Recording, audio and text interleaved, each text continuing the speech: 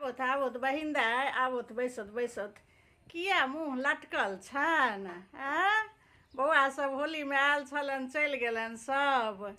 की करथिन परदेसिया के कते दिन अपना लग रखथिन कहै जे छियनि जे चलि जाउथ बेटा सब संगे आ लऽ जाय लए तऽ सब आफन तोड़ने रहै छनि आ से मोह घेरने छनि जे घर के देखत देवी देवता सबके पाबनि तिहार के करत।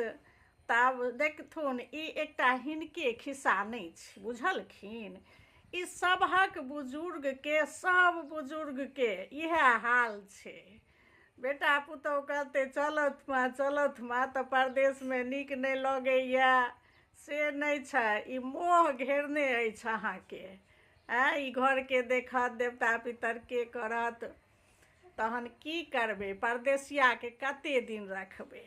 सबहक बाल बच्चा अहिना अबै छै जाइ छै एहि किया मोन दुखी होइया आ हिनका देखनाहर तऽ हैया छनि हे जाउत जे छनि ओ बेटे समान छनि।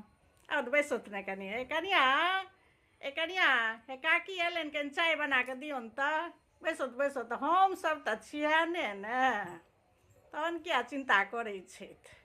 आ जाउत छनि जखन जे कहै छथिन दौड़ कऽ से करिते छनि सब चीज। एक रत्ती माथो दुखाइ छनि तऽ दबाइ आनि कऽ दै छनि तऽ हिनके बेटा छियनि तहन किया एतेक तकलीफ होइ छनि। आ तहन तऽ ठीके छै बेटा पुतहु बिना बुजुर्गके घर परमे दिक्कत तऽ होइते छै। आ वीडियो कॉल सब तऽ करैत रहै छथिन हाँ वीडियो कॉल सब देखैत रहै छनि करैत रहै छथिन। की करथिन सभक रोजी रोटी ने छै बहिन दाय सभक रोजी रोटी छै ताहि दुआरे जाय पड़ै छै सबके परदेश आ बिहारमे ओतेक रहि नहि ने गेलै। बिहारमे ओतेक नौकरी चाकरी आब लोकके छै ने घर बाहर रहै छै बुझलखिन।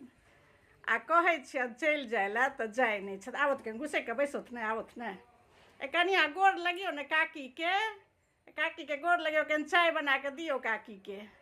हाँ बैसत की हेतै जखन नहि नीक लागनि एहिठाम चलि आबत। इहो तऽ हिनके घर दुआरि छियनि हिनके बेटा पुतहु छियनि एहि लए किया एते मुँह लटकल छनि। हाँ एलै होलीमे लेकिन रहलै नहि बेसी दिन बौआ कनियो सबके बच्चा सबके छलै हन परीक्षा।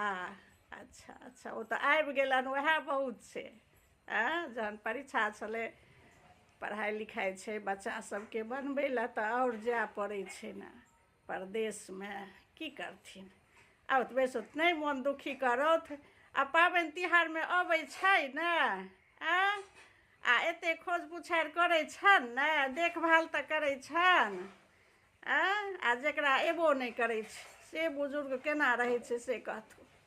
जिनका एबो नहि करै छै बेटा पुतहु से केना रहै छै। आ हिनका तऽ पाबनि तिहार सबमे बौआके देखै छियै चलि अबै छनि एतेक मानै छनि दूरे रहै छै ताहिसँ परदेश रहै छै ताहिसँ कि मानै छनि चिन्ता करै छनि आ चलि जइहथि आब असगर नहि रहिहथि। हाँ एतेक मोह नहि घेरत घर दुआरिके। ठीक छै बैसत चाय दियौन तऽ।